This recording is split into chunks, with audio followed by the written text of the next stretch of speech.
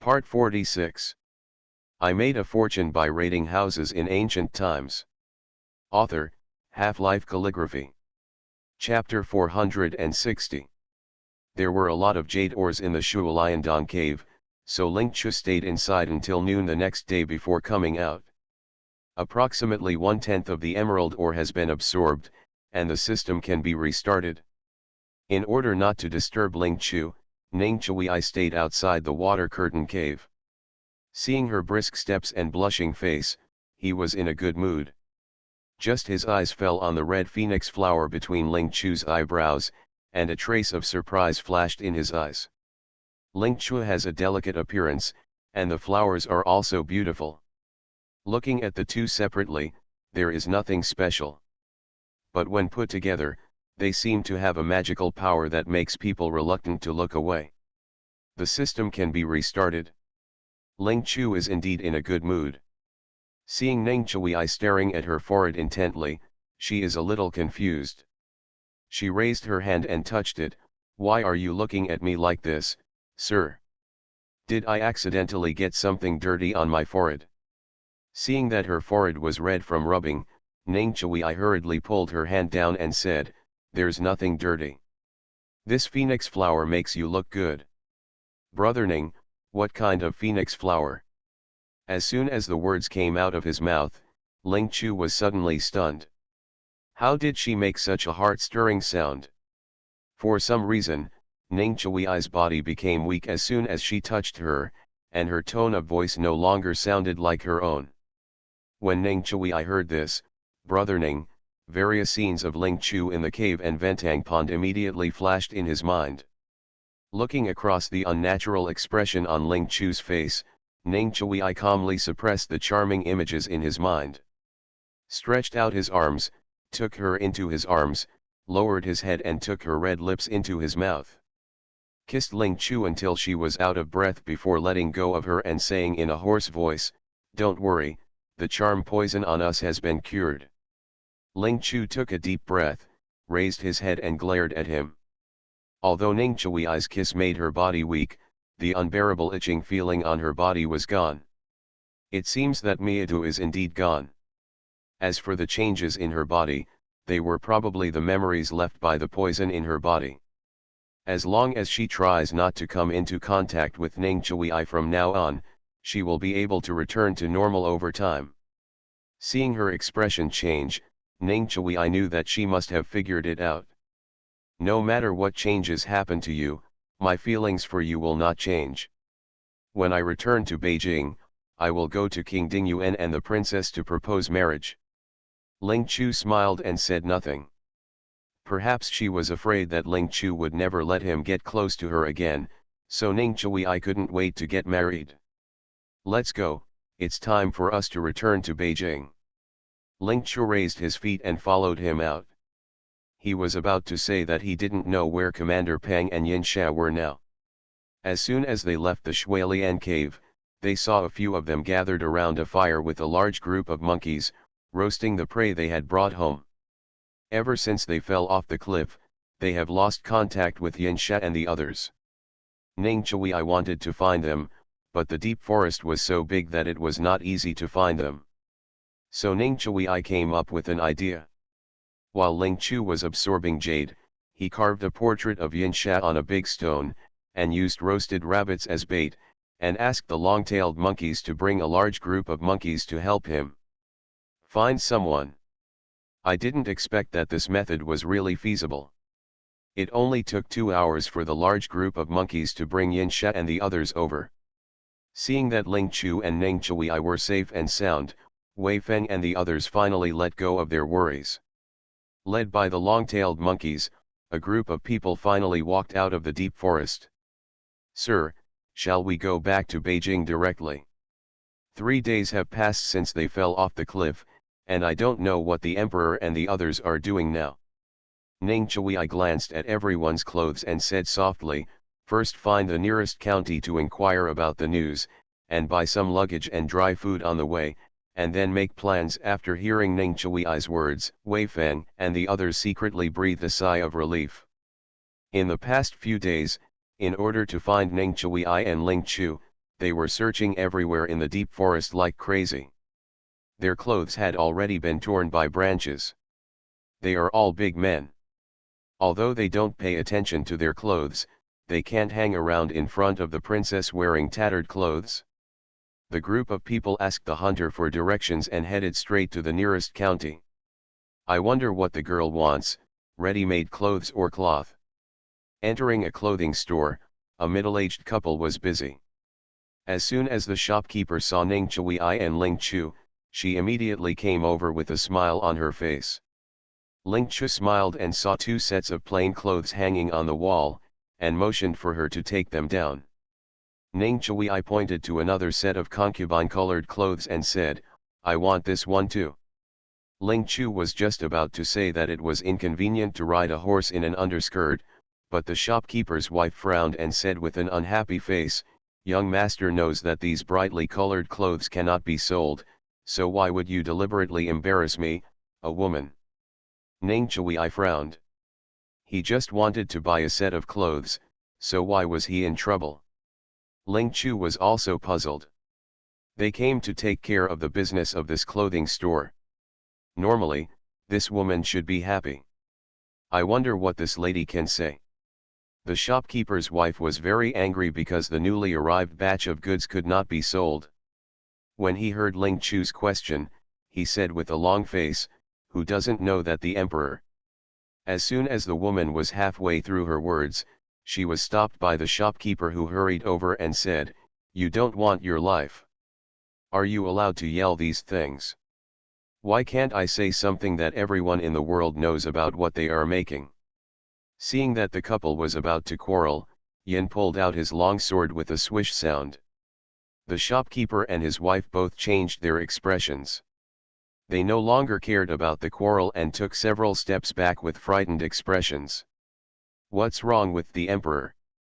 The 2 people who had been arguing vigorously just now did not dare to say a word when they heard Ning Chui's words. Wei Feng impatiently pulled out the knife. "What are you talking about? What's wrong with the emperor? Why don't you tell me quickly? Dear guests, such a big thing has been spread all over the world. Do you really don't know about it?" Seeing the shopkeeper and his wife looking at them suspiciously, Ling Chu explained with a smile, "We went hunting in the mountains 3 days ago and got lost. We just came out and don't know what happened. I'd like to ask the shopkeeper to explain something." The shopkeeper looked suddenly enlightened and said, "Why are you wearing such tattered clothes? It turns out they were from hunting. No wonder you didn't hear the news." Su saw that Ning Chui and the others looked unhappy, and the shopkeeper couldn't tell their attitude, so he could only say cautiously, "Your Majesty has passed away." "What did you say?" Not only did Commander Peng and the others change their expressions, but even Ning Chui's expression also darkened. "Do you really mean what the shopkeeper said?" Ning Chui's expression was so scary that the shopkeeper's legs were trembling. It's true. The court has announced it to the world. The county government has also posted a notice prohibiting all banquets, weddings, and banquets. Thanks to Happy Baby, Penglai Jiangxiu, 202305301154159407129776, 202101311015100022 and other book friends for their monthly support. Thanks to Schwerer, Ixixi, Yanqing, Chen, 1402121840214228, China Fuse, Chen, E, Shapi Kiai, Xianbin, East of Eden, Why You Grow Old, Daoyo. EB, 202305301154159407129776, .v, Xiahonki. DC, Yunyun Zongshen, CHLWCH, 2020070613042538, Happy Baby, Journey to the East and the Tiger, Lalang Zixi, Floating Life Like Flowing Water and other book friends recommend votes to support. Thanks to the book friends who support Hungziu. Thanks to the book friends who support Hungziu. I made a fortune by raiding houses in ancient times. Author, Half-Life Calligraphy. Chapter 461. The expressions of Ning Chui and others changed again and again. They thought that the shopkeeper just heard some rumors, but they didn't expect that the imperial court had already informed the world. After hearing what the shopkeeper said, Peng Shao, who had experienced countless changes even though he was with the emperor, was a little at a loss. While Ning Chui was interrogating the shopkeeper, Ling Chu quickly started calculating with his hands covered by his wide sleeves. After a few moments, it stopped again. With a calm face, he stepped forward and said to the anxious shopkeeper's wife, "Please take down those 2 sets of clothes, I want them." Looking around the store, I didn't see the inner clothes, so I guessed they were placed in the inner room. Peng Shao's lips moved, and he subconsciously wanted to speak, but when the words reached his mouth, he saw Ning Chui beside him and swallowed them back. Although the several imperial soldiers beside him didn't say anything, their expressions didn't look very good. The dissatisfaction in my heart is almost written on my face. The emperor has passed away, how can the princess still be in the mood to choose clothes? Ling Chu ignored them and followed the shopkeeper's wife into the inner room. After picking out outer clothes, it is natural to prepare 2 sets of inner clothes and small clothes for changing. Although he had no father-son relationship with the emperor, Ning Chui was still upset when he suddenly heard the bad news. Seeing how calm Ling Chu was, he quickly calmed down. "Let's go, pick out some clothes first." Peng Shao and several of the imperial guards were stunned for a moment, wondering why Ning Chui was so indifferent when he heard the news of the emperor's death. Yin Sha glanced at them expressionlessly and without saying a word, he stepped forward and gave the clothes he liked to the shopkeeper, indicating to him to wrap them up and pay the bill. Ning Chui was confused because he was concerned, so he panicked. But Yin Sha has always been calm. He knows Ling Chu's ability, and just now he vaguely saw her calculating. Even though he didn't know what the hexagram meant, he always remembered that the emperor was escorted back to the capital by Master Xianyi and his 2 disciples. With Master Xianyi here, how could it be possible for the emperor to get into trouble easily? Peng Shao glanced back and forth at Ning Chui and Yin Sha, although he also remembered that Master Xianyi was following the emperor. But the prince is gone, and the second prince is bound to win the throne. And his maternal ancestor, Duke of Qi, held 1/3 of the military power of the Chongzhou dynasty. Coupled with concubine and Xian, the 3 of them will definitely stop the emperor from returning to Beijing at all costs. No matter how powerful Master Xianyi is, his 2 fists cannot beat 4 hands. How could he and the 2 disciples withstand the hundreds of thousands of soldiers and horses in the hands of Duke Qi? Ling Chu didn't mention the emperor at all in front of the shopkeeper and his wife. It wasn't until he stepped out of the clothing store and walked a dozen steps outside that he suddenly turned his head and looked at Ning Chui. "Can you believe me?" Ning Chui paused, glanced at her, and then continued walking forward. "I don't want to eat braised noodles, let's go." Ling Chu looked at him with some surprise, even though Ning Chui's words were not what he was asking. But his tone was calm and his expression was not sad. Even now I still remember what she said casually when she came down the mountain. It can be seen that he did not believe that the emperor died. Ling Chu smiled, followed quickly without saying anything else. Peng Shao and the rest of the Forbidden Army were filled with gloom, but there was nothing they could do at the moment. If the news of the emperor's death is true, it would be in vain for them to take up wings and fly back to Kyoto now. They are the emperor's people, not to mention that they will not seek refuge with the second prince. Even if they are willing to take a step back, even if the second prince can accommodate them, he will definitely not give them a good future. Find a noodle shop and each of us had a bowl of noodles. Ning Chui did not rush back to Beijing, but accompanied Ling Chu to stroll around this small county town. They did not ask everyone to follow. Yin Sha and Wei Feng, one went to buy dry food and the other went to find an inn. As for Peng Shao and the rest of the imperial army, they were trying to find out about the emperor's death and the current situation in Kyoto. At the ready-to-wear store, although Ling Chu had made some calculations, the hexagrams were not clear. If you want to figure out the emperor's situation, you have to use mystical divination. But when she fell off the cliff, the turtle shell and copper coins on her body were scattered nowhere. The two things on her body look inconspicuous, but they are magical weapons specially made for her by Master Xian Yi. This county is really small. Ling Chu visited all the shops on the street before he bought an ordinary turtle shell and 3 copper coins. Although it is not a good magic weapon, it is still usable. After walking around for 2 hours, the bowl of noodles I had for lunch was digested again. The two simply had dinner outside before returning to the inn. Having the waiter bring hot water, Ling Chu took a comfortable bath and put on the newly bought clothes.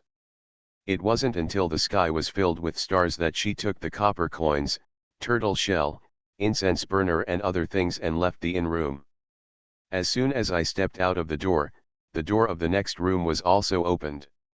Seeing Ning Chui dressed neatly, Ling Chu smiled and handed over the incense burner and other things in his hand. Ning Chui raised his hand to take it, and they walked side by side to the backyard of the inn. Yinsha and Wei Feng followed behind silently, carrying lanterns. Although it is a small county town, this inn is quite large. Maybe the land is cheap, and the backyard occupies half of the street. The owner of the inn should be an elegant person, and the backyard has a nice view. There is also a rockery in the courtyard, with an octagonal pavilion built on the mountain. Ling Chu climbed up the steps of the rockery. When he reached the top, he looked around and picked a good spot next to the pavilion.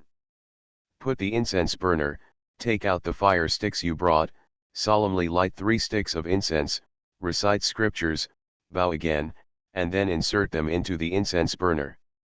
Place the futon, sit cross-legged, hold the magic formula with your hands, and raise your head to gaze at the stars. Ning Chui said nothing and stood behind Ling Chu with his head behind his hands.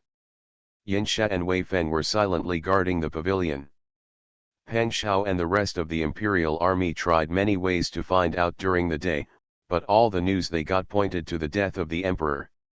Even though they were exposed late at night, they could not sleep while lying on the bed. When they saw Ning Chui and Ling Chu going out, they followed them silently. Everyone thought they would have to wait for a long time. Unexpectedly, Ling Chu spent only a quarter of an hour observing the stars at night.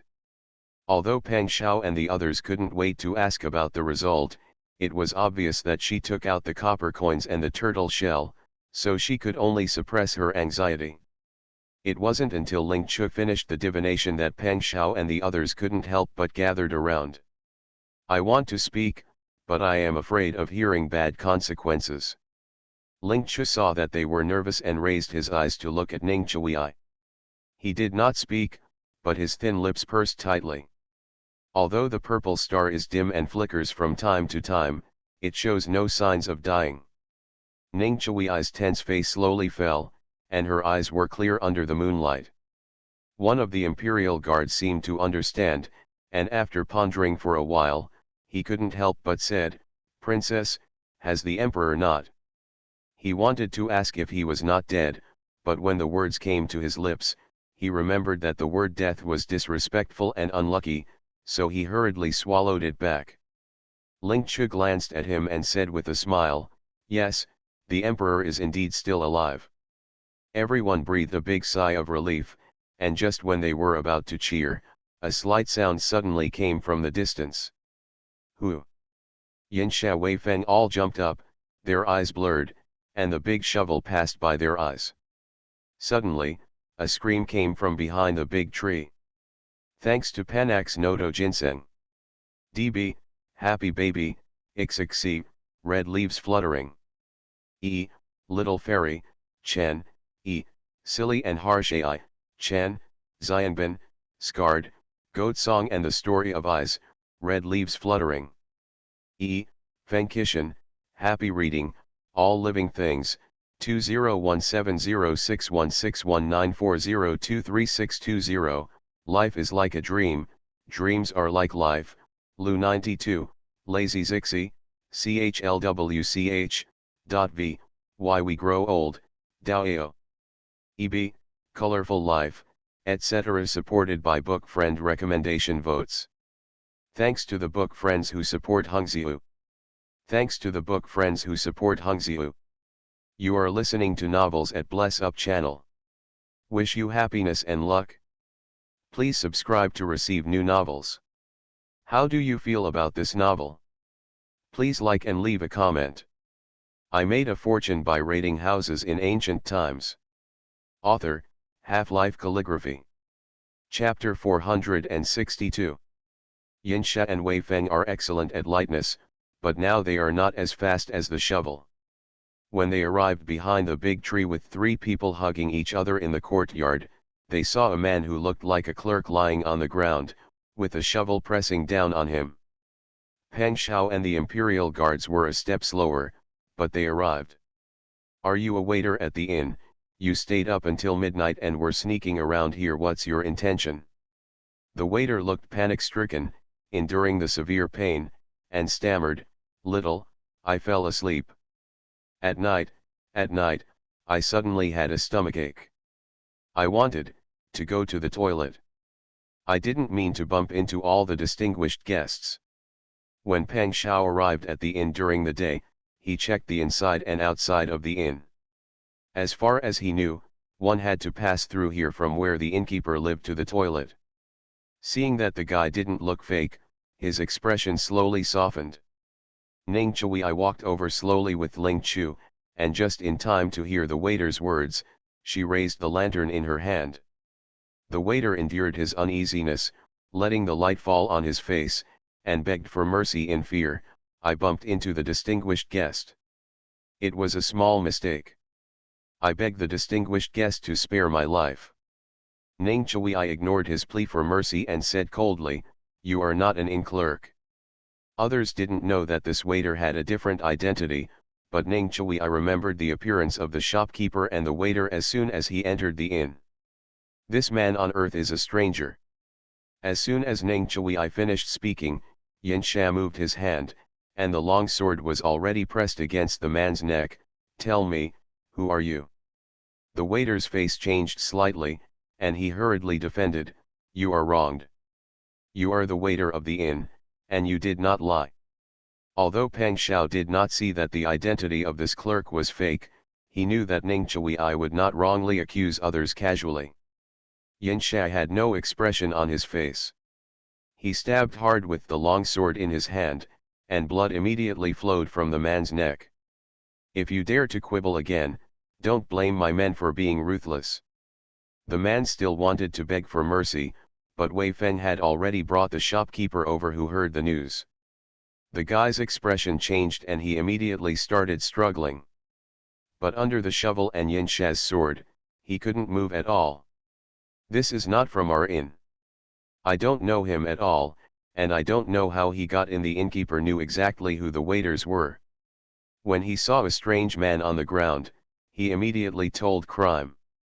Ning Chui waved his hand and signaled the shopkeeper to step back. He said to Yin Sha quietly, "Since you don't want to recruit him, you don't have to keep him. Just kill him." Having been exposed, men can no longer pretend. He frowned and said, "How dare you kill me? You won't survive tonight." Yin Sha saw that he was about to die and still dared to threaten them. His men showed no mercy and the long sword passed by his neck. The man covered his neck with his hands and his eyes widened in disbelief. He originally thought that these people would question him when they heard what he said. As long as they want to know the secrets he holds, he can use this as a condition for them to let him go.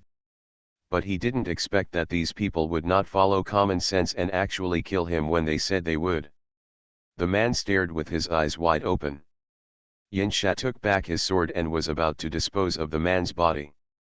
There was a sudden whoosh outside the inn, and countless rockets shot over the high wall and towards everyone. Peng Shao's face suddenly darkened. The second prince's men were really haunted. Less than a day after they came out of the deep mountains and forests, they were targeted again. Even though they were angry, everyone could only use weapons to defend themselves. Unexpectedly, as soon as they pulled out the swords, they saw the princess wave her hand gently, and the rockets that had flown over had already flown back, and countless miserable howls could be heard outside the inn. Peng Shao and the others were surprised. The leading man outside looked angry. "Come again." After receiving the order, the dazed archers hurriedly came to their senses and immediately drew their bows and nocked arrows. However, something unexpected happened again. They watched helplessly as the arrows they shot were rebounded by an invisible force as soon as they flew over the inn. Seeing that they could not kill, but were about to be killed by the sharp arrows they shot, the archers could only dodge in a hurry. The leader was Xiahou, a general under the Duke of Qi. Seeing that the archers he had brought were in a panic, he yelled at them angrily, "Why are you panicking? Don't run and shoot again." Peng Shao jumped up the wall and saw that it was Xiahou who was leading people to surround and kill them. He was angry. "General Xia, Master Ning lives in the inn. Why did you lead troops to surround and kill us?" Xiahou turned around and saw Peng Shao, Ning Chui, and others standing on the wall with swords in hand, his eyes flickering subconsciously. He originally thought that when the people inside heard the noise, they would be so scared that they would cower in the inn and not dare to come out. "I didn't expect that they would dare to come out and question me face to face." Xiahou panicked, and when he saw the aide next to him giving him a look, his expression immediately changed. Sneered, "Why should Mr. Dada ask knowingly?" Duke Ningguo was loyal to the emperor on the surface, but secretly colluded with the third prince. In order to help the third prince seize the throne, he did not hesitate to take advantage of the emperor's trust and murdered him. Ning Chui, as the eldest son of Ning Qiagong, had nothing to do with the murder of the emperor. We have been ordered to arrest him and return him to Beijing to await trial. We also hope that Mr. Pang will not help the tyrants and help us capture Mr. Ning. After returning to Beijing, Pang Pangren's bright future is naturally indispensable. Peng Shao was simply stunned by Xiahou's confusing words. The second prince really didn't even want to lose his face for the sake of the throne. It was obvious that he had committed patricide, but now he wanted to blame Ning Qiagong and his son. Besides, who doesn't know that the third prince has leg and foot problems and cannot inherit the throne at all? Peng Shao didn't understand why everyone would believe people like the second prince and Xiahou with such poor excuses. Ling Chu sneered. These soldiers were able to survive the cruel battlefield and live well in the camp, which shows that none of the people present are stupid. Even if they don't know the truth, they are still willing to believe Xiahou's excuse that is full of loopholes. Just thinking that the emperor is dead and the world will belong to the second prince from now on. What the truth is no longer important, what matters is the benefits promised to them by Xiahou and the second prince behind him. This is nonsense. How could Lord Ning kill the emperor? I have been with Lord Ning since leaving the capital. I guarantee with my head that he did not kill the emperor. Xiahou snorted coldly. He wanted to show Peng Shao a way out for the sake of the Peng family. But since he didn't want to appreciate it, he didn't bother to waste any words. He waved his hand and ordered, "Shoot! Kill all these rebellious officials and traitors." When the aide next to him heard the order, he thought of the arrow that had been rebounded earlier, and immediately said, "Sir, let someone pour kerosene on the wall and shoot the arrow again." The Marquis of Xia was overjoyed. The arrows could not penetrate, and even if he poured oil on the wall, they would be burned to death. Seeing the girl next to Ning Chui, the staff member guessed that she was a disciple of Master Xianyi. Fortunately, he came prepared. "Dao Zhang, whether we can succeed or not depends on you." The Taoist priest next to him raised his nostrils to the sky and said arrogantly, "Master Song, don't worry, I will definitely live up to my trust."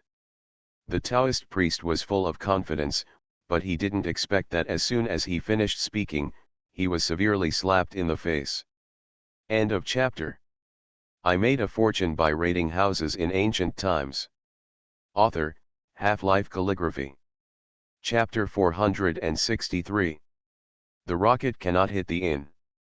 Xiahe asked people to pour kerosene on the wall of the inn, and the archers shot arrows at the wall. In a blink of an eye, the fire burst into flames. In order to ensure that Ning Chui and others could be burned to death, Xiahe's staff specially found a Taoist priest, promised him a huge profit, and asked him to come and help. Just setting the walls on fire is not enough.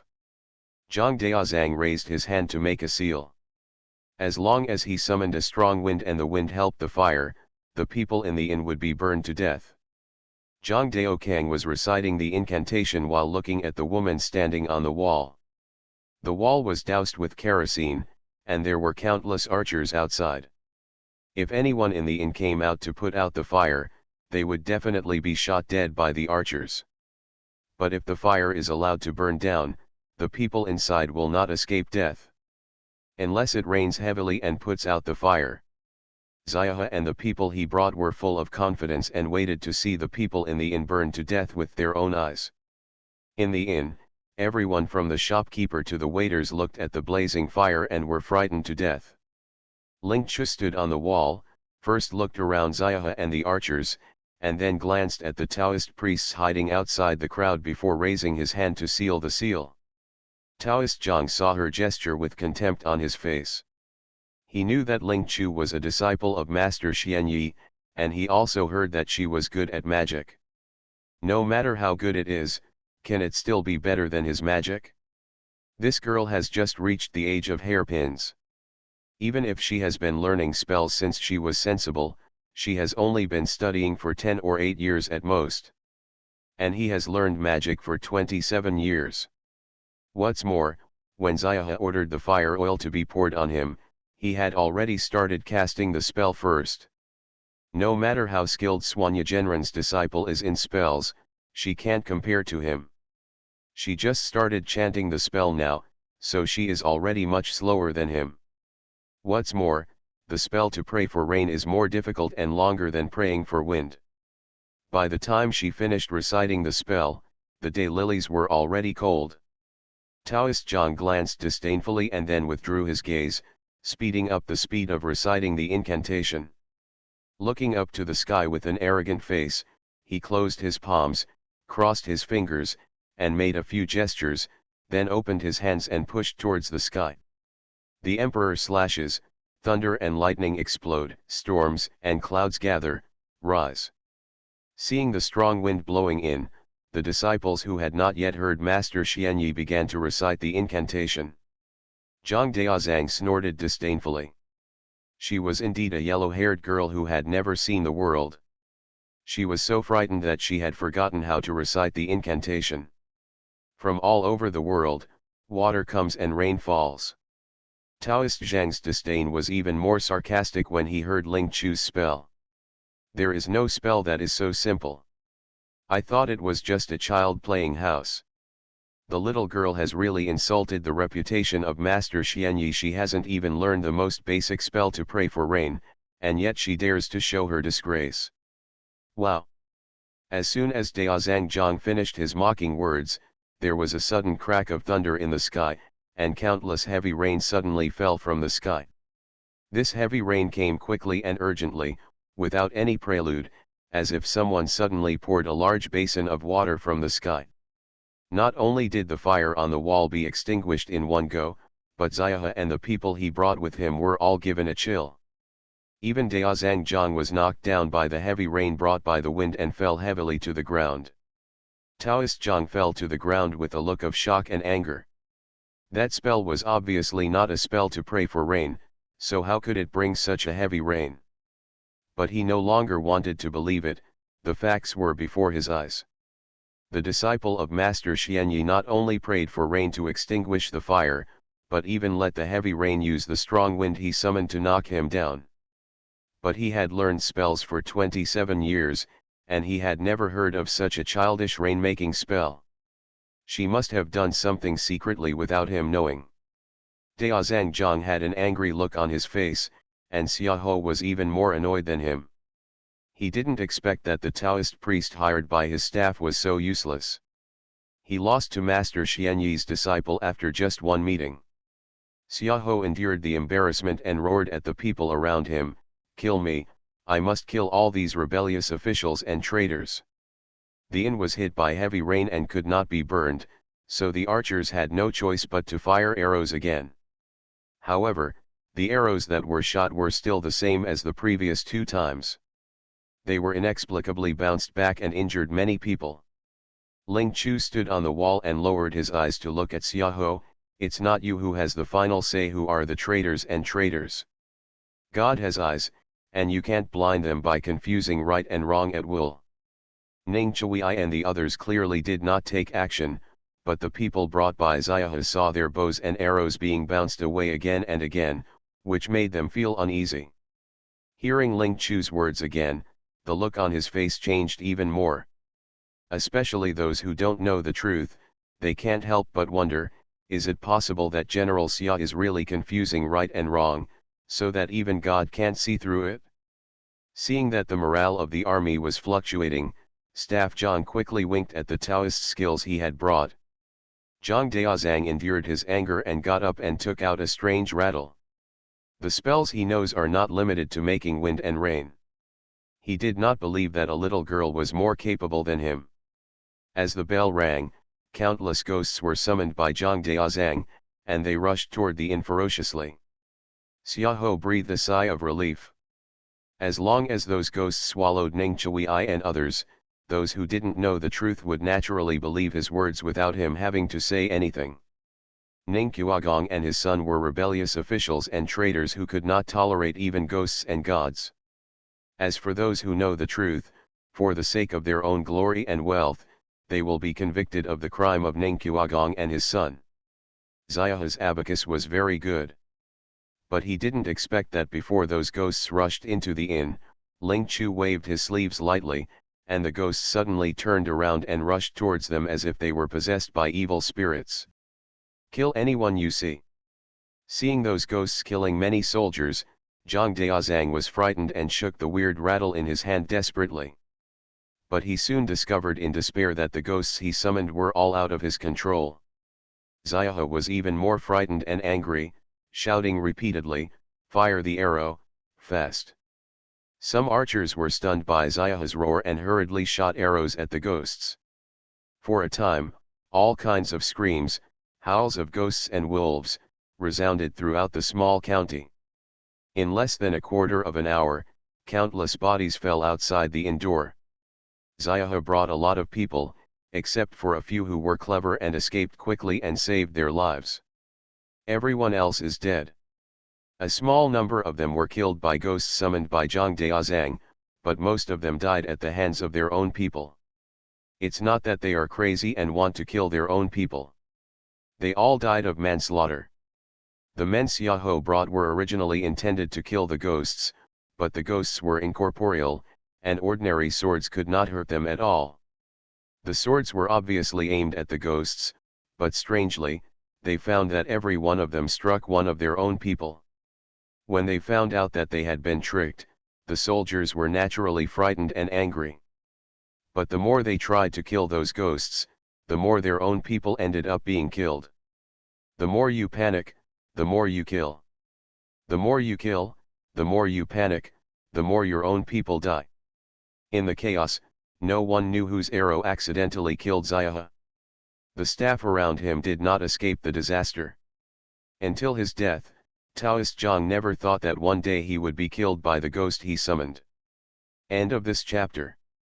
I made a fortune by raiding houses in ancient times. Author, Half-Life Calligraphy. Chapter 464. Chapter 452 Private Meeting. Looking at the scattered corpses outside the inn, 2 imperial soldiers looked at Ling Chu with fear in their eyes. Peng Xiao accidentally saw their expressions and frowned. "Why, do you think the princess's methods are too harsh?" When Peng Xiao saw what they were thinking, the 2 imperial soldiers looked unnatural. Although he didn't speak, he didn't deny what Peng Xiao said. Confused, if it weren't for the princess, it wouldn't be just us who would have died today, there would also be so many clerks and guests in the inn. Besides, others don't know the truth, but you know it clearly. If Xiahe is allowed to accuse Ningqiagong and his son of murdering the emperor, what will happen to those of us who followed them out of the capital? Conspiracy to murder the emperor is a serious crime against the 9 tribes. If Xiahe does not die today, the tribesmen behind us will be implicated to death by us. So, do you still think the princess is ruthless? The 2 imperial guards were awakened by Peng Xiao's words and looked ashamed. It was our fault. The princess's move not only saved us, but also countless people behind us. Yes, Xiahe and others helped the emperor to commit crimes and deserved to die. The princess killed them well. The second prince did not hesitate to kill his father and brother for the sake of the throne. If such a bottomless person is allowed to ascend the throne, I don't know how many people in the world will die at his hands. After the death of Xiahe and others, Ning Chui asked Ling Chu to go back to his room to rest. Ling Chu did not refuse, but she did not sleep after returning. Although the divination revealed that the emperor was not dead, the purple star representing the emperor was dim and flickering. The new star next to him is showing signs of taking his place. If the second prince cannot be stopped in time, he is afraid that he will really ascend the throne and become emperor.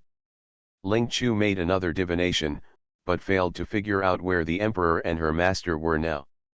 Although the emperor has military power, the capital must now be controlled by the second prince and the Duke of Qi. The emperor will not return to Beijing directly. He should first contact the soldiers and horses in his hands. But what Ling Chu could think of, Qi Qiagong must have already thought of. It will be difficult for the emperor to bypass his obstruction and control the troops. Ling Chu thought about it and felt that instead of going head-to-head with the hundreds of thousands of troops of Duke Qi, it would be better to quietly return to the capital, deal with the second prince directly, and regain control of the capital. After Shuilian Cave absorbed so much jade ore, the system was restarted and upgraded. Ling Chu had not taken a good look at the changes. She simply opened the system and browsed in it. Teleportation Talisman. Seeing this newly added product, Ling Chu's eyes lit up. He was so sleepy that someone gave him a pillow.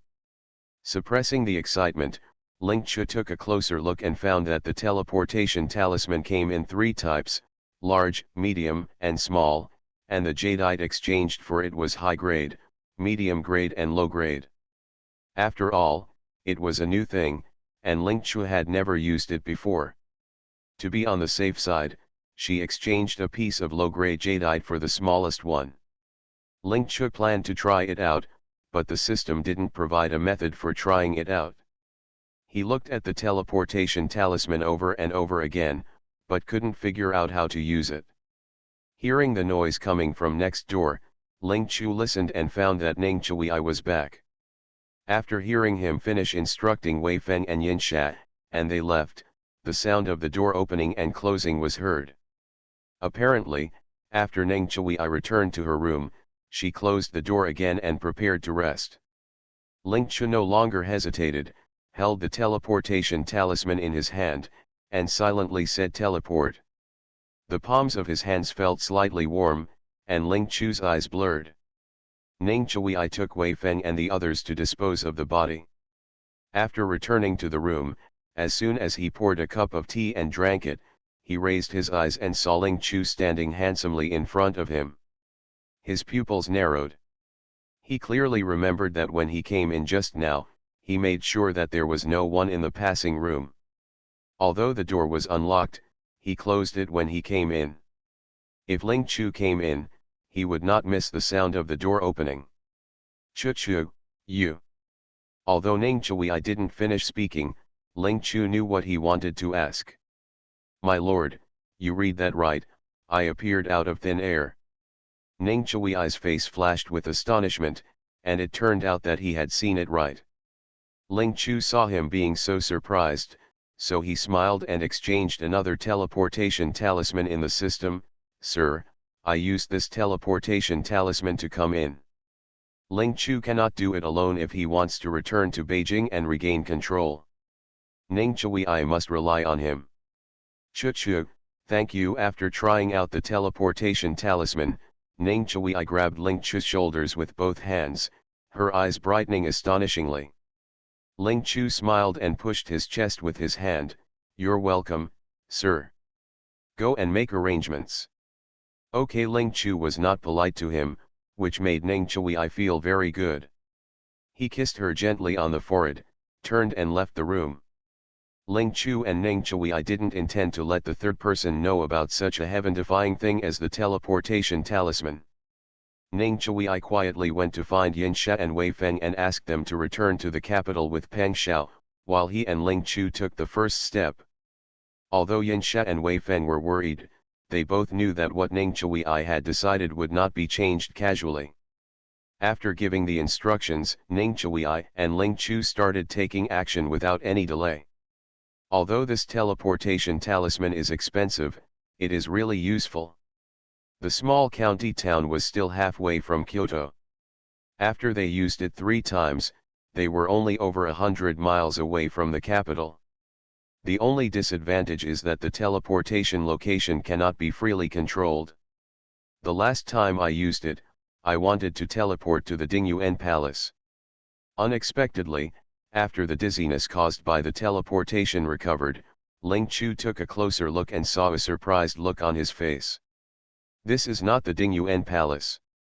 Smelling the aroma of incense, Ning Chui pursed her lips, looked around quickly, and frowned. The teleportation talisman actually teleported them into someone else's dormitory. Seeing the palace clothes hanging on the screen, Ling Chu tightened his hands. These are the clothes of concubine. Ling Chu and Ning Chui looked at each other and were about to leave quietly. Suddenly there were 3 long and 2 short knocking sounds from the flower window behind the screen. In the quiet room, there was a slight noise from the direction of the bed, followed by a low female voice, "Come in." There was no sound outside, but the flower window was opened. A dark shadow quickly rolled in.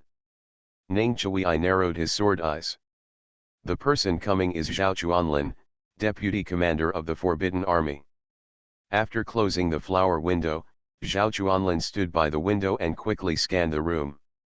They were quite alert, but Ling Chu used the invisibility charm before teleporting, and Zhao Chuanlin did not notice them.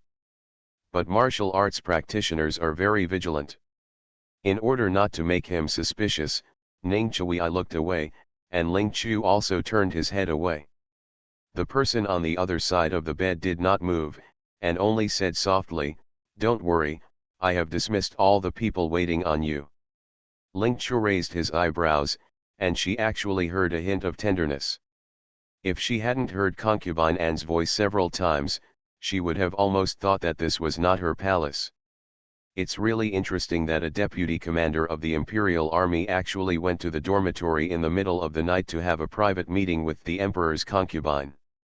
Thanks for the support of 20230409193159274 monthly votes. Thank you for the colorful life, sunshine, Panax Noto Ginseng. DB, Morning Glory under the scorching sun, Chen, Eden of the East, the story of the goat song and the eyes, silly and harsh, Wabk. 123, Xianbin, the goat song and the eyes story, 20170318191430835. Falling Leaves No Autumn. Ad, Scarred, Lingzi, 641,417, All Living Things, 20200706130425328, Silently Blessing, Life is Like a Dream, Dreams Are Like Life, Yang.ba, CHLWCH, 202212010052452118, 20210301104120215012, Small Hunky. DC, Lalang Zixi, I don't know, why I grow old, red leaves fluttering. Cute and embarrassing cat, caterpillar, crystal at diamond, colorful life, Ixixi recommendation vote support. Thanks to the book friends who support Hungziu. Thanks to the book friends who support Hungziu. You are listening to Novels at Bless Up channel. Wish you happiness and luck. Please subscribe to receive new novels. How do you feel about this novel? Please like and leave a comment. I made a fortune by raiding houses in ancient times. Author, Half-Life Calligraphy. Chapter 465. Hearing concubine Anne's words, Zhao Chuanlin withdrew his gaze, walked a few steps forward, and saluted. "I've seen your majesty, I wonder if I've summoned you here. What are your instructions?" Seeing that he was serious, concubine Anne pursed her lips and said softly, "Brother Zhao, there is no need to be so polite between you and me. You should still call me Ying Ying as you did before." After a pause, concubine Anne glanced at him tenderly, then suddenly covered her lips and chuckled, "Brother Zhao, you are so far away from me and it feels so tiring to talk like this. Please come closer." Watching other people's private meetings in front of others is not something a lady should do. But concubine Anne had a secret meeting with her foreigner in the middle of the night, and she still acted in such an ambiguous manner. No matter how you looked at it, you felt that the two were having an affair. Ling Chu was worried that he had no chance to overthrow the second prince.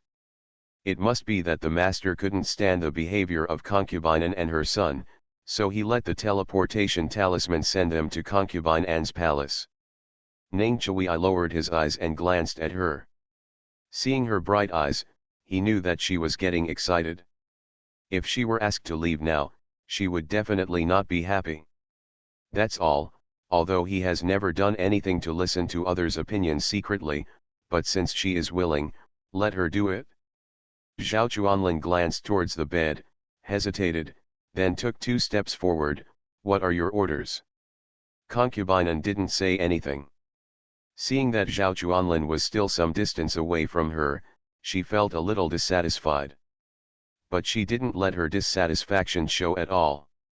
Instead, after putting her feet down from the bed, she walked towards Zhao Chuanlin in a hurry. Hearing the noise, Ling Chu quietly moved aside and looked towards the bed through the gap between the screens. Concubine Anne was indeed the most favored beauty in the harem. Although she gave birth to the second prince and Princess Huayan, her figure was extremely well maintained. A thin veil is draped over her body, allowing her curvy and graceful figure to be seen at a glance. Coupled with the lotus steps that are like stepping on the apex of the heart, it is captivating everywhere and makes people unable to take their eyes away. "Brother Zhao, you don't dare to come close to me, are you afraid that I will eat you?" As she approached step by step, concubine Anne looked at the person in front of her dissatisfied. Zhao Chuanlin lowered his eyebrows and eyes respectfully. After hearing this, he subconsciously raised his head and said, "No. If not, then why don't you even want to look at me? Is it because I'm too ugly to be in your eyes?" "No, the queen is extremely beautiful," Zhao Chuanlin murmured. His eyes fell on concubine Anne's large exposed breasts, and he breathed heavily. He was tall, and as concubine Anne approached, he could clearly see 2 plump looming, which made his whole body feel hot instantly. The white and smooth deep groove in the middle seemed to be waving to him silently, allowing him to explore the beautiful scenery under the tulle. Perception of Zhao Chuanlin's fiery gaze, concubine Anne was not displeased at all, but instead took another step forward.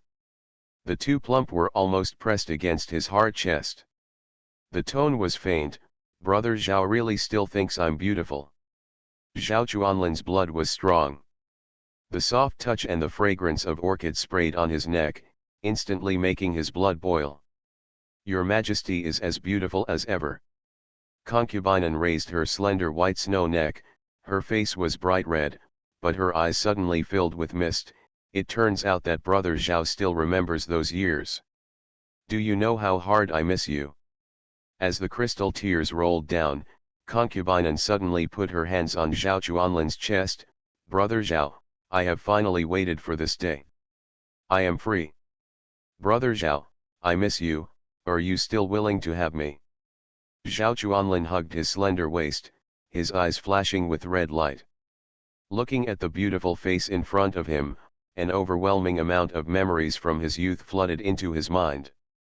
Since you left, I have never married a wife or taken a concubine. From the beginning to the end, you have been in my heart. Brother Zhao. Concubine has always known what Zhao Chuanlin said. But hearing him say it with her own ears made her quite satisfied. After calling out affectionately, Concubine immediately snuggled into Zhao Chuanlin's chest weakly and bonelessly, and slowly wrapped her arms up. It seemed unintentional, but the graceful body was rubbed twice skillfully. As the gauze on his body fluttered to the ground, Zhao Chuanlin's fiery eyes stared closely at the plump red belly band that was about to burst. Even though Concubine was not a good person, Ling Chu admired her very much. She is worthy of being the most favored concubine in the sixth house. Her ability to control men is truly superb. But with a little bit of trickery, Zhao Chuanlin was made forgetful. His Adam's apple rolled up and down twice, and he hugged her and kissed her eagerly. In a blink of an eye, they were lying on the bed. Ning Chui suddenly reached out to cover Ling Chu's eyes, leaned down and whispered into her ear, "Let's go." Ling Chu was looking attentively when Ning Chui suddenly came closer, and his breath inevitably fell on her neck. Superior. Her body went limp instinctively. Ling Chu's heart tightened and she secretly bit the tip of her tongue. The pain instantly made her limp body straighten. She tilted her neck back and distanced the two of them. The teleportation talisman coincidentally sent them to Concubine Anne's bedroom, and they happened to catch her having a private meeting with Zhao Chuanlin. Ling Chu originally wanted to listen to the wall to see if he could hear some exploitable secrets. Unexpectedly, they rolled onto the bed impatiently without saying a few words. Ling Chu sighed, forget it, she had no interest in watching people perform live erotica. Judging from the intense movements of these two people, I'm afraid they won't be able to finish the job within an hour or two. If she were alone, she would just look at it. But it's really embarrassing to have Ning Chui around. It's better to leave first and find out what's going on in the palace. Ning Chui saw all Ling Chu's actions. His eyes darkened, and he was a little dissatisfied with her deliberately keeping the distance. Just thinking about their unmarried status, they could only suppress their dissatisfaction. At this moment, Ning Chui desperately wanted to control the situation in the capital. It is not that he wants to the throne, he just hopes that the emperor can return to Beijing as soon as possible. Ning Chui wanted to marry Ling Chu as soon as possible. Even though he and Ling Chu were already married, she agreed to marry him. But for some reason, he felt a little uneasy. Ning Chui wanted the emperor to return to Beijing as soon as possible in order to get him to issue a decree to marry him. He wanted to give Ling Chu the best for one reason, but for another reason. Marriage granted by imperial decree is different from ordinary marriage. No matter what changes occur, it cannot be divorced or abandoned at will. Ling Chu didn't know that Ning Chui had thought about so many things in a short period of time. Seeing Zhao Chuanlin pressing Concubine on the bed, he was about to go into battle with his gun. She was about to nod and signal to leave with Ning Chui. Unexpectedly, Zhao Chuanlin suddenly stopped and said, "Yingying, we can't go on. If the second prince finds out about us, he will definitely you off. I don't want you, mother and son, to be divorced because of me." Although Concubine had the intention to seduce Zhao Chuanlin, she was also aroused by him.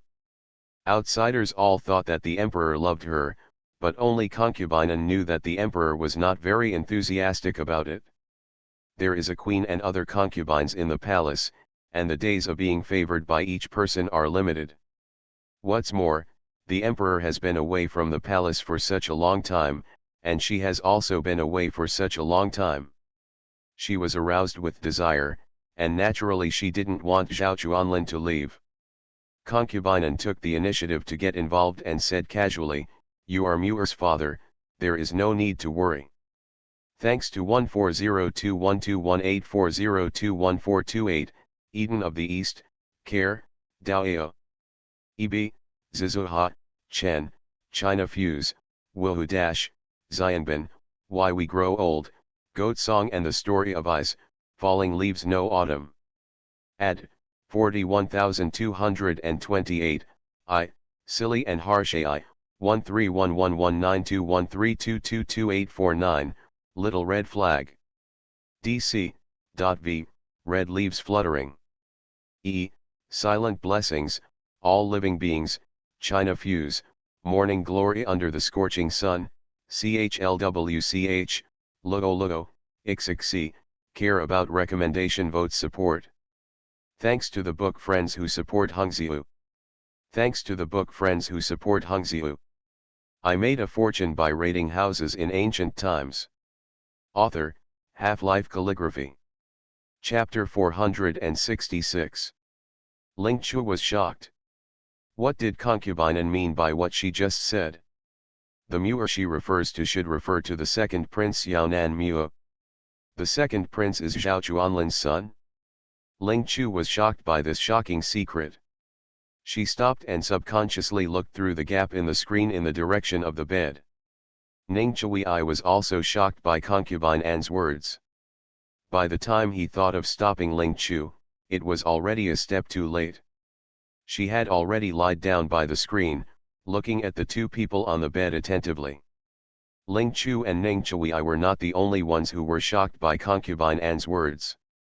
Zhao Chuanlin was also stunned, stared at concubine An, and blurted out, "What did you say?"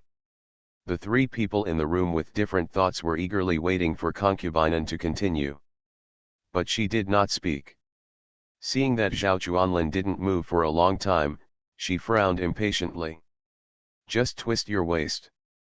Hearing concubine An's moans, Zhao Chuanlin's blood boiled, but he still remembered to continue asking. Impatiently, I hugged concubine An and moved quickly. Ling Chu frowned, but his eyes suddenly darkened.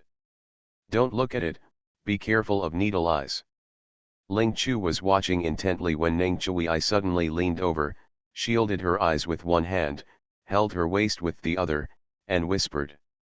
With a strong effort, Ling Chu's body left the screen and turned in one direction. His eyes were blocked, but Ling Chu's hearing was clearer. She heard everything they were doing on the bed, not even a trace of it was revealed. Turning around, Ling Chu was blocked by a screen and could no longer see the two people on the bed.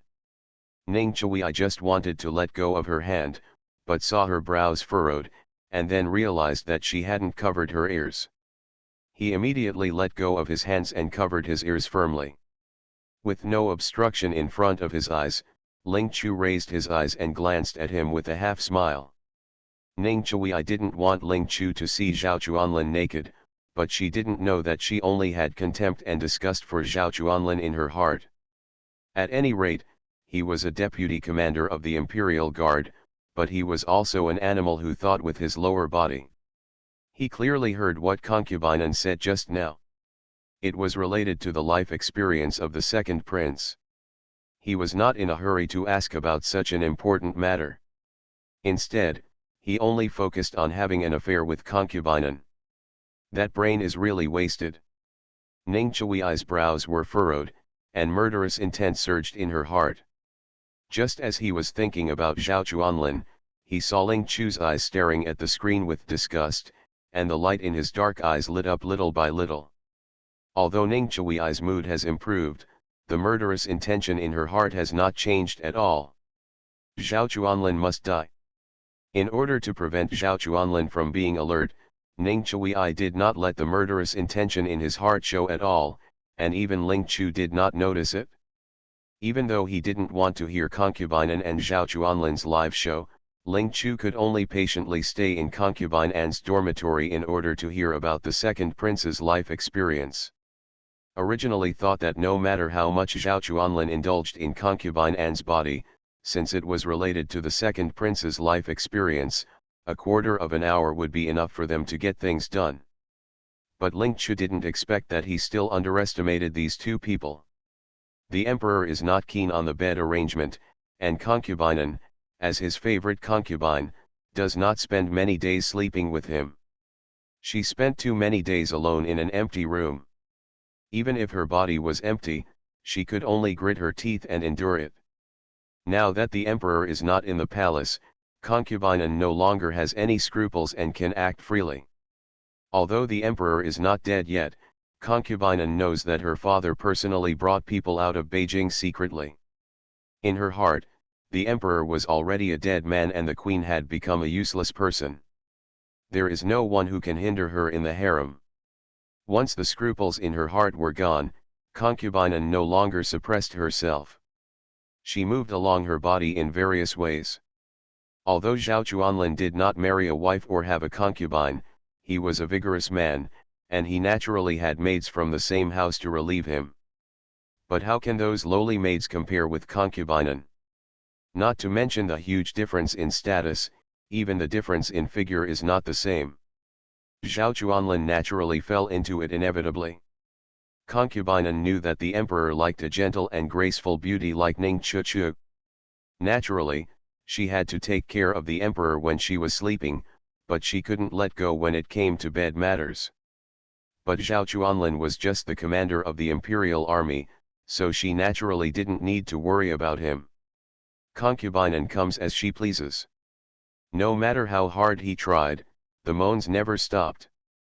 The excitement of the affair, coupled with the desire to take revenge on the emperor, made Zhao Chuanlin forget his scruples.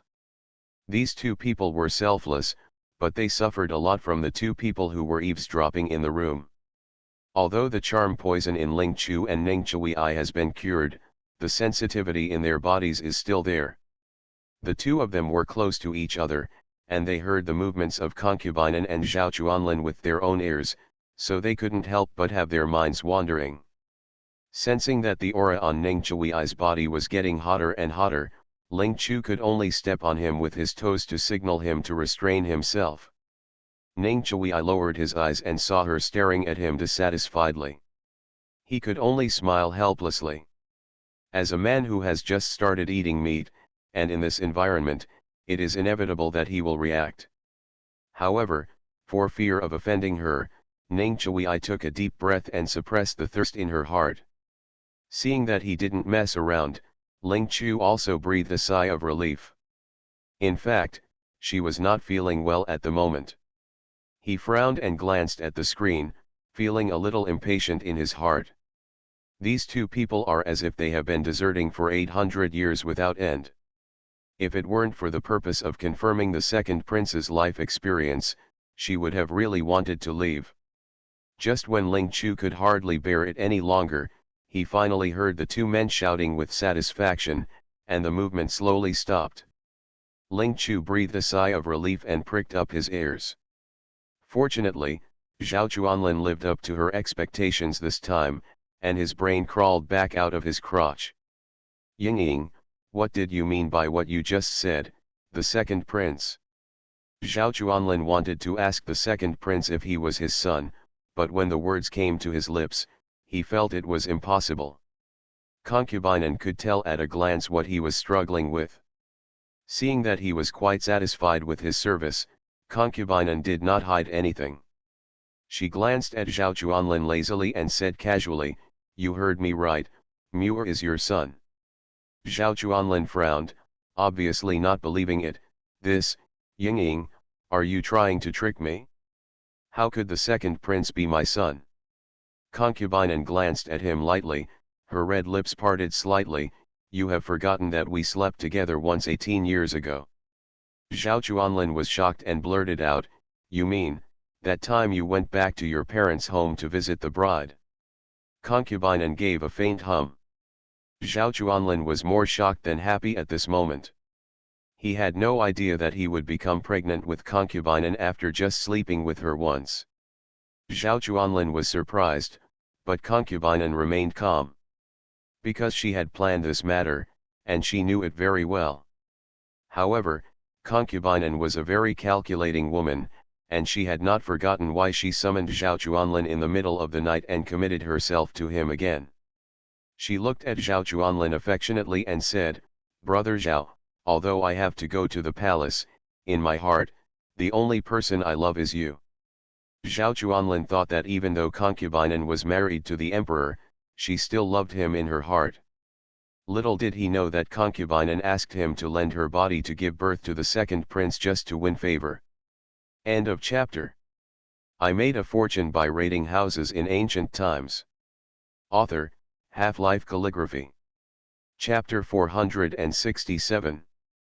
The Zhao family and the An family were close friends back then, and the younger generations of the two families got along well with each other. Zhao Chuanlin and An Meiying were childhood sweethearts.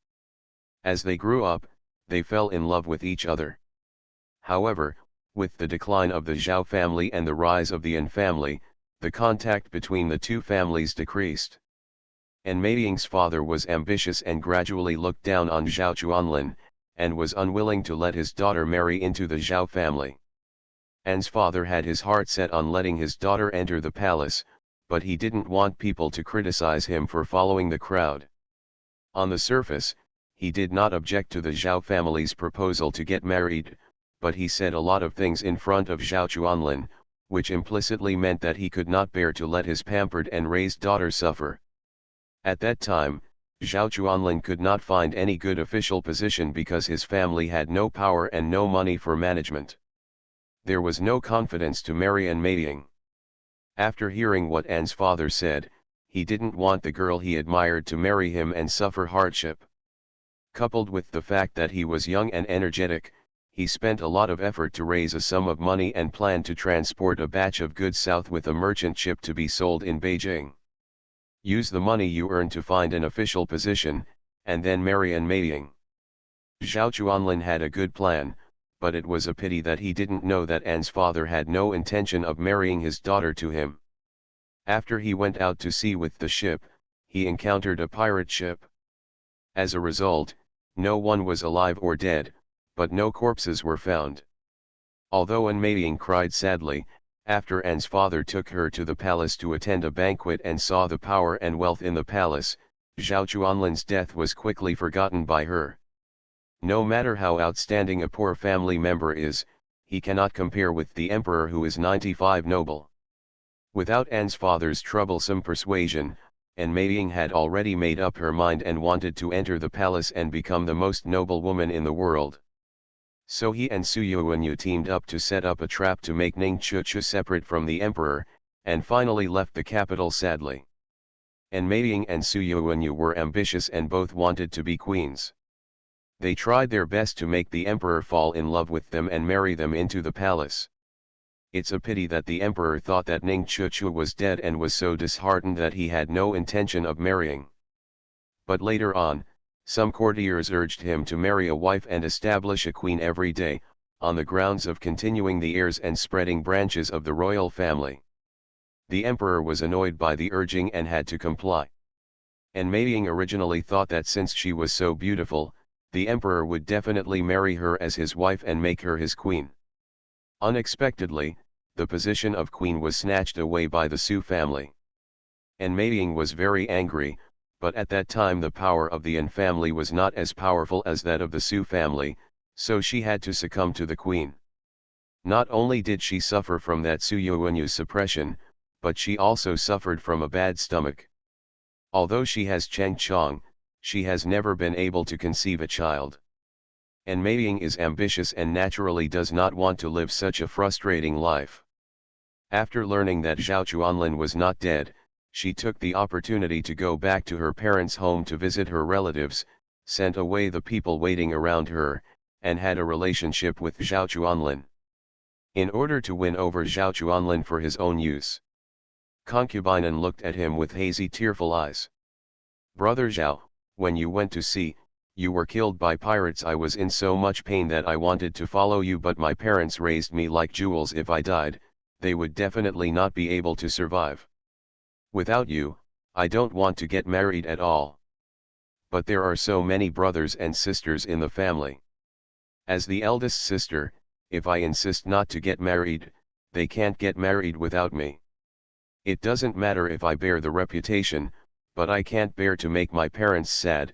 I have no choice but to follow the family's arrangements and enter the palace. Brother Zhao, do you know how happy I was when I found out that you were not dead, but God's will, I wish I had to leave the palace and marry you again. But I can't be so selfish. Your parents will be extremely happy when you encounter pirates and come back from the dead. How can I cause your parents and brothers and sisters to be killed just because I want to have you? Zhao brother, others think that I am living a glorious life in the palace, but that kind of intrigue and walking on thin ice is not what I want at all. The only thing I want from beginning to end is you. I want to be by your side all the time, but I'm in the palace and don't even have a chance to see you. I can only take advantage of the opportunity of going home to visit my relatives to see you. Brother Zhao, do you know how happy I was when I found out I was pregnant with your son? I wanted to tell you that Muir was your son, but I didn't dare. You are my beloved, how could it cost you your life? My days in the palace are like years. If it weren't for Muir accompanying me, I wouldn't be able to survive long ago. Brother Zhao, do you blame me for hiding Muir's life experience? Fortunately, God has opened his eyes, and now I am finally free. Brother Zhao, I will never leave you again. I will be with you for the rest of my life. Zhao Chuanlin's heart was broken when he saw concubine and crying so hard. This is the woman he cannot love, how can he bear to blame her? Everything Gaifeian did was all for him. It was not easy for her to live alone in the palace, and she was always worried about her son's life experience being discovered. His Yingying loved him so much that she wanted to give him a son even at the risk of being wiped out. He could only be grateful. Yingying, you did it all for me. How could I blame you? It's all my fault. If I hadn't insisted on going to sea, I wouldn't have been injured by pirates, fell into the water, disappeared and lost my memory. If I could recover my memory sooner, you wouldn't be forced into the palace. It's all my fault. I failed to protect you. Concubine was very satisfied when she heard Zhao Chuanlin's self-blame. But she gently covered his mouth and said lovingly, Brother Zhao, this is not your fault, don't blame yourself. As long as Muir can successfully ascend the throne as emperor, no one or anything can stop him from doing anything in the future. We are together.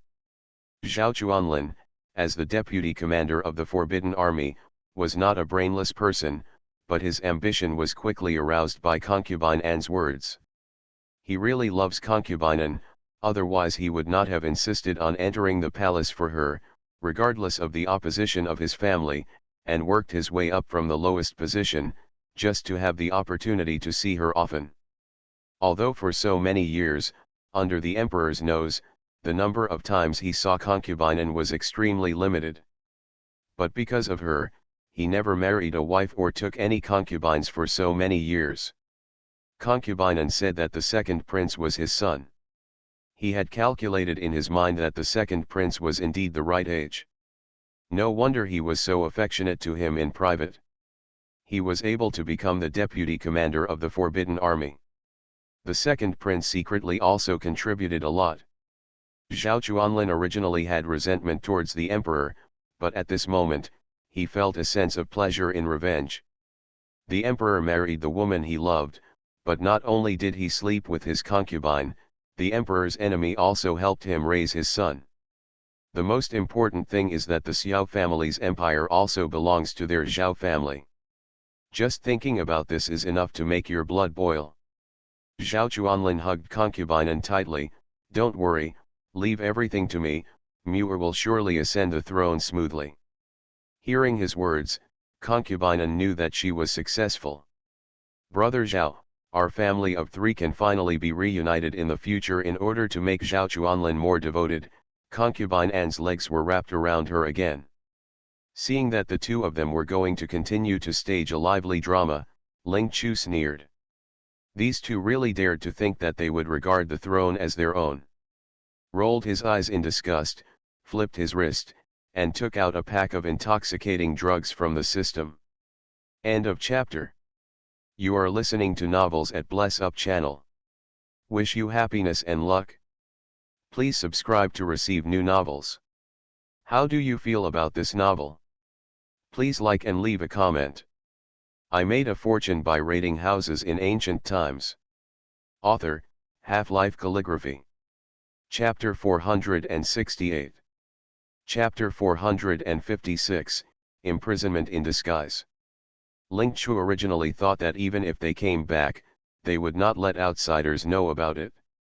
Otherwise, there is no way to explain how she and Neng Chui managed to appear in Kyoto in a short time even though they were in a small county thousands of miles away from the capital the day before.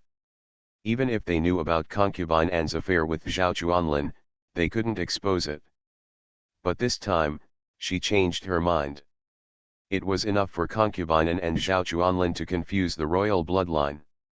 She could not just watch the Chongzhou dynasty be destroyed in the hands of such people. Otherwise the world will be in chaos and the people will suffer. Her master couldn't just sit back and watch. Xianyi is old and it is not easy for her to work too hard. As a disciple, since she encountered this incident, she couldn't turn a blind eye. Furthermore, if concubine An and Zhao Chuanlin were not dealt with, it would be a shame for her expensive teleportation talismans. She and Neng Chui used 8 teleportation talismans, all of which were exchanged for rare high-grade jade. Seeing Ling Chu raise the drug in his hand toward the bed, Neng Chui watched quietly and did not stop him. Tisk, second senior brother's medicine is very useful, but it's a pity that this is the last bit. Next time I see him, I have to ask him for more. Seeing concubine An and Zhao Chuanlin, who were preparing for the second spring breeze, fainted. Ling Chu patted the remaining powder on his hands, raised his feet and prepared to walk around the screen. Neng Chui twitched the corner of her mouth and quickly grabbed her arm with quick eyes. Don't look at it, be careful, it's really a needle eye. Ling Chu paused in his steps. Forget it, just don't watch it if you don't want to watch it. She's not interested in the of foreign men either. Although they had invisibility talismans, Ling Chu and Neng Chui did not go out through the gate of concubine An's palace. Instead, he climbed out through the window through which Zhao Chuanlin came in. It was still dark at this time, about yin time. Even though it is still dark, there are palace lanterns everywhere in the palace, so there is no need to worry about not being able to see the road in the dark. The second prince heard the news of the emperor's death, and he didn't know what was going on in the palace at this moment. With the invisibility charm, Ling Chu and Neng Chui didn't have to hide. They left concubine An's chamber and began to inquire about the palace. Ling Chu was not very familiar with the palace, but the emperor often called Neng Chui into the palace. He took Ling Chu directly to the palace where the emperor lived. From a distance, the two of them heard faint cries. Neng Chui's brows furrowed more and more along the way. The imperial guards guarding the palace were not only more numerous than when the emperor was there, but they were all strangers. It seems that the second prince has disposed of all the people left by the emperor and replaced them with his people. Fortunately, they were wearing invisibility charms, so they encountered no one who blocked them along the way. As we got closer, the crying became louder and louder. The palace where the emperor lived became a place for mourning. At this moment, the door of the palace is open, and at a glance, the palace is completely deserted and packed with people kneeling on their knees. After a cursory glance, Ling Chu discovered that all the officials from Kyoto had gathered here to mourn for the emperor. In the middle of the hall stands a majestic and simple coffin. What must be inside is the emperor's body. The second prince was kneeling in front of the coffin, wearing sackcloth and mourning, holding a stack of yellow paper in his hand and putting it into the burning copper basin. Kneeling next to him were several princesses and a young prince. The third prince was nowhere to be seen. Although he was disabled in his legs and feet, the second prince did not let him go. He himself killed his father and brother, but put the crime on the third prince and Neng Qiagong and his son. I don't know whether the third prince was killed by him or imprisoned. Although Ling Chu wanted to expose the matter between concubine and Zhao Chuanlin, she was not prepared to do it herself. There is a perfect candidate in the palace. The death of the prince is inseparable from the second prince. The queen must have hated concubine and her son. Ling Chu felt that it would be best to tell the queen about concubine and Zhao Chuanlin. but she glanced at the mourners again and found that not only the third prince was not there. On the other side where the female relatives were crying, the concubines of all levels were there, but the queen, who was the master of the harem, was nowhere to be seen. Normally, when the emperor dies, even if the queen is ill, she will still come to cry for the emperor. Ling Chu was a little worried about the people from Ding Yuan Prince's palace. She searched the crowd and found Princess Ding Yuan. However, her face looked haggard and pale. Perhaps she had been kneeling for a long time, and her body looked a little shaky. Ling Chu was worried that her body wouldn't be able to bear it, but she was invisible at the moment and could only watch. She looked to the other side again. The one crying on the left was an official from the court. Ling Chu looked around and saw only her eldest brother Han Lin, but her father, King Ding Yuan, was not there. Ning Chui's face turned dark. He found that not only King Ding Yuan was not there, but there was no one from Duke Ning's palace crying in the hall. The second prince accused Duke Ning of murdering the emperor, and his family members did not know whether they were executed or imprisoned. Ning Chui's eyes fell on the coffin in the center of the hall. The emperor was not dead, so the body inside must be fake. In fact, as long as everyone sees that the person in the coffin is not the emperor, the second prince can be exposed. But Ning Chui did not go directly to open the coffin. Even though the coffins were placed so casually in the middle of the hall, there were many imperial soldiers standing in the shadows holding swords at their waists. At a glance, it was clear that the second prince was guarding against someone trying to make a fuss about the emperor's body. Following Ning Chui's gaze, Ling Chu also saw the forbidden troops. The two looked at each other, turned around and left the hall. I didn't stop until I reached a remote and deserted place. Ling Chu looked back at the emperor's palace, feeling a little confused. It has been a few days since the second prince heard the news of the emperor's death.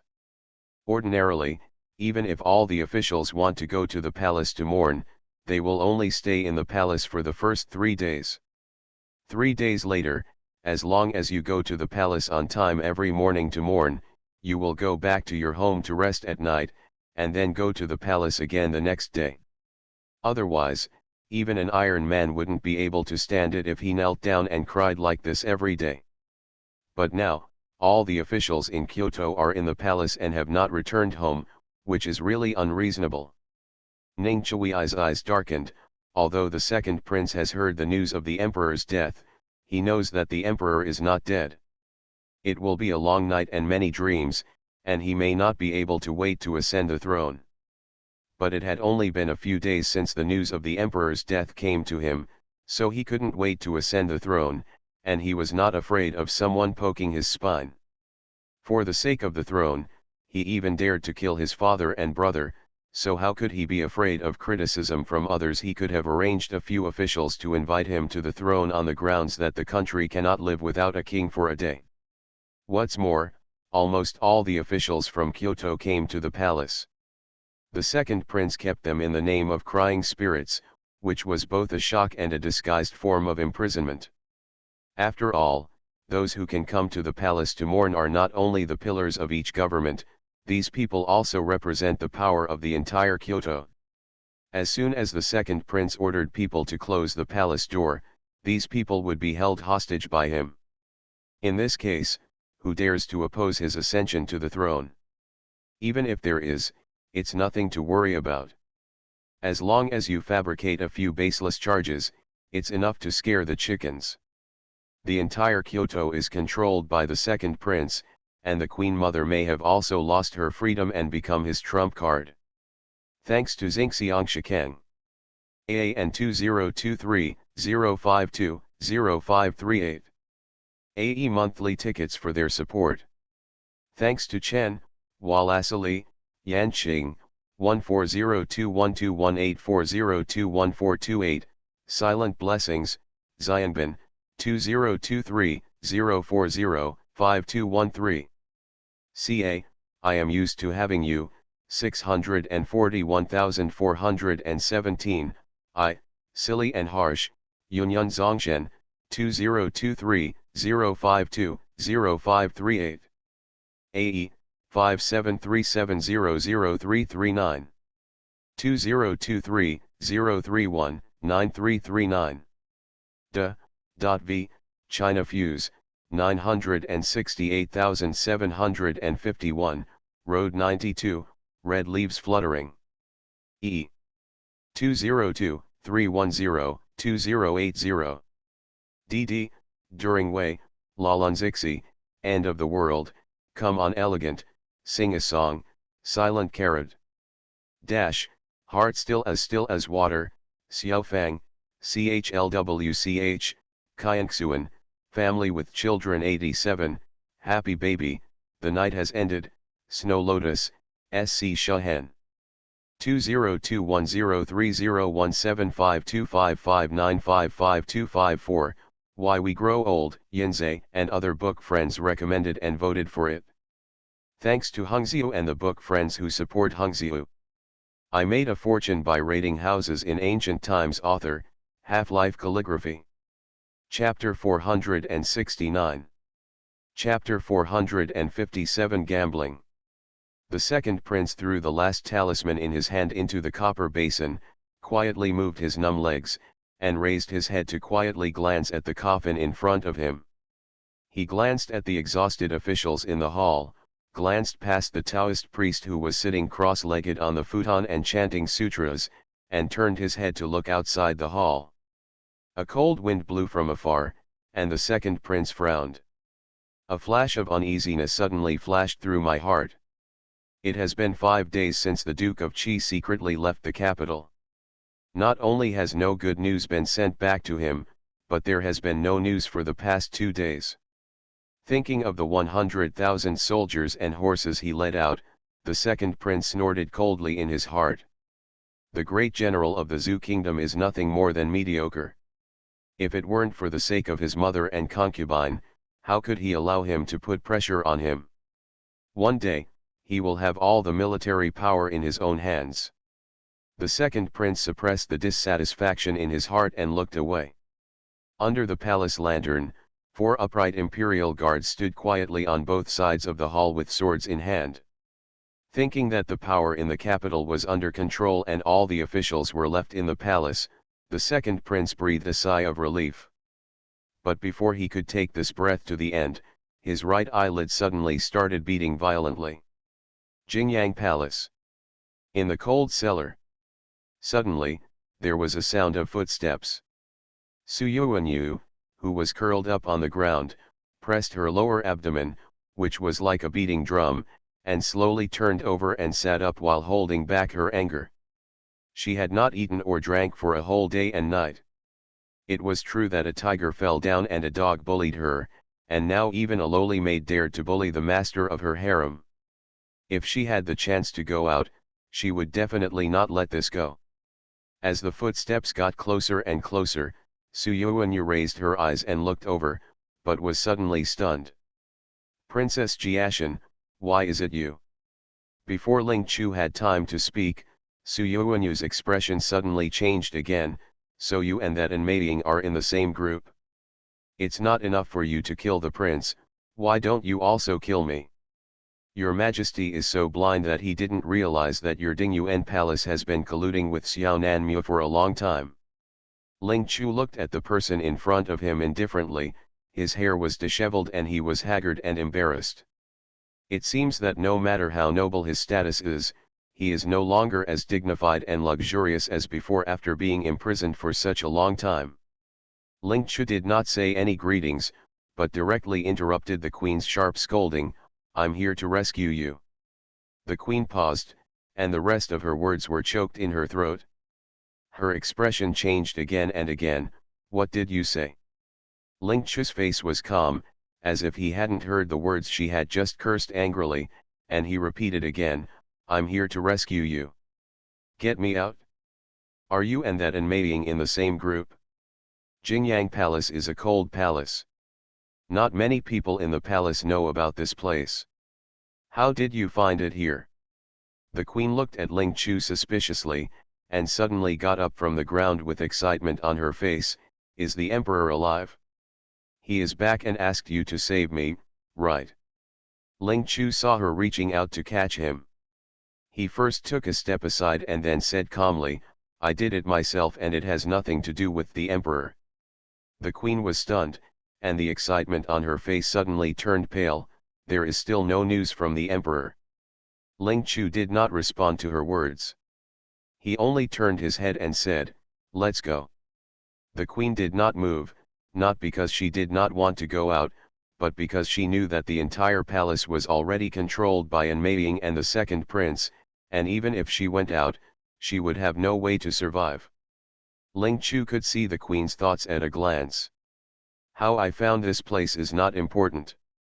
What is important is, do you want to avenge the prince? The queen suddenly turned her head and looked over, her red eyes filled with deep hatred. This hatred is not directed at Ling Chu.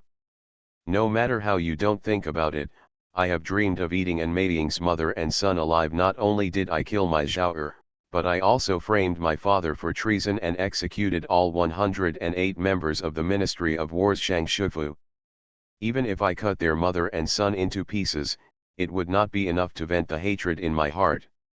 The Empress wants to avenge the prince and the Minister of War, and now there is an excellent opportunity. There was a bright light in the queen's eyes, but her reason made her suspicious. Why does the princess want to help me? The queen knew that although she was the master of the harem, she had no deep friendship with either Ling Chu or the Dingyuan palace. Although the prince wanted to win over King Dingyuan during his lifetime, King Dingyuan was only loyal to the emperor and did not take sides. The Jiashan princess has no reason to help her. Ling Chu smiled. She was indeed not familiar with the queen. What's more, since the prince is dead, she will get no benefit at all from helping the queen.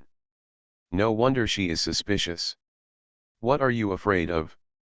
You are locked up in Jingyang Palace, and no one outside knows about it. Concubine An Xian said to the women who came to cry, since the prince passed away, you have been sick in bed due to grief. If I have harmful intentions for you, why should I come to Jingyang Palace? As long as I pretend that I don't know anything, it won't be long before word spreads in the palace that you can't bear the shock of the death of both the emperor and the prince, and you will die. Ling Chu glanced at the queen's pale face and continued, as for why I want to help you, it's because I don't like concubine An Xian, and I don't want the Chongzhou dynasty to be ruined in the hands of the second prince. After all, if the world is in chaos, my master will have to clean up the mess for the second prince. But my master is old. As a disciple, I cannot bear to have him work too hard, so I can only think of ways to stabilize the court. Do you think my princess's reasons are enough? Enough? Why is it not enough? The queen looked at Ling Chu deeply. In fact, she knew that she was willing to believe her even if there was no reason. Without him, she wanted An Meiying, mother and son to die. Even if there was only a 10% chance, she would still bet. The prince died, her entire family was wiped out, and she was honored as the queen, but now she was imprisoned in the cellar of a cold palace that never saw the light of day. Even if she loses the bet, she won't be worse off than she is now. What is the opportunity? What does the princess need from me? It seems that he has not lost his mind by the death of the prince. Time is tight, let's go out first and talk as we walk. Ling Chu took out an invisibility charm and put it on the queen's body. The queen didn't know what kind of talisman she had posted, and she subconsciously wanted to ask, but when the words came to her lips, she swallowed them back. He lowered his eyes and glanced at the talisman on his body. He saw that Ling Chu had turned around and walked out, so he hurriedly followed him. Along the way, the queen was surprised when she saw some palace maids and guards turning a blind eye to them. She probably guessed that the talisman on her body had an invisibility effect. Ling Chu took the queen to a remote palace where there was no one, and then took off the invisibility charm on her body. Suna came out and said, "Princess, this man is not a real eunuch. He is Ning Chui's subordinate and a royal guard. Have everyone brought them." The Jin Wei pointed to the dark place on the right. "Don't worry, princess, I brought them all. Ling Chu looked over and saw 3 nuns and 2 palace maids rushing over with excitement on their faces. Your Majesty. The queen's face trembled. She didn't expect that Ling Chu would even rescue the people waiting around her. Just as she was about to say thank you, Ling Chu shook his head and stopped her. Time is tight, let's do something first. The queen took a deep breath, suppressed her excitement, bowed deeply to Ling Chu, turned around and headed straight to concubine Anne's chamber with the maids and maids. Thanks to Xi and Xiang Cheng. A for supporting the monthly ticket. Thank you for the morning glory under the scorching sun. Xi, come on elegance, Han Han, Mickey. And Min, woohoo dash, flying, Dongzai 105, 2023012375552. Panax Noto Ginseng. DB, love is unintentional, 140212184021428, 2023-021-8508. AC, silent carrot.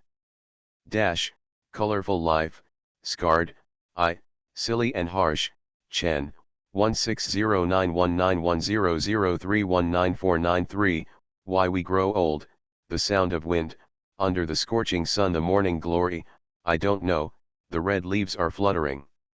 E, Kai Jun. De, Schwerer, .v, 2023-031-9339. De, Yu Jiangzi, Yunyun all living beings, Bingling, Zhongguo, Fi Yin, Yinzai, don't forget each other, Lalang Zixi, Mickey. And Min, Xiangbin, Yimen Jiijing, CHLWCH, Anna 88, Happy Baby, Wu Nanma, Fi Yin, 20210301752559555254, 201803221504548777, 2023-082-2939. Ed, Yang, during Wei, Yuelasha Nation, Nian Think, at K Hello, Nan Xiangxi, Bingling, Bandit Xiao, Pioshue.be, 2023-0530115415940712976, Fixiang, Bloomberg Development, Ixixi and other book friends recommended votes to support. Thanks to the book friends who support Hungziu. Thanks to the book friends who support Hungziu.